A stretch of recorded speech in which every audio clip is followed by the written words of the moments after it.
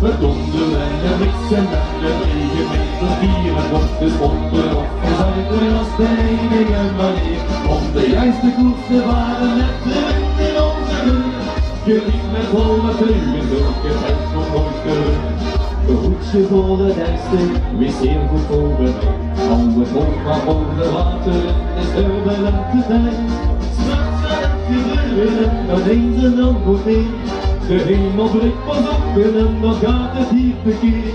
Het bossen en de bliksem en de regenmeters dieren op de schoppen af verzuipen als de enige manier om de juiste koers te varen.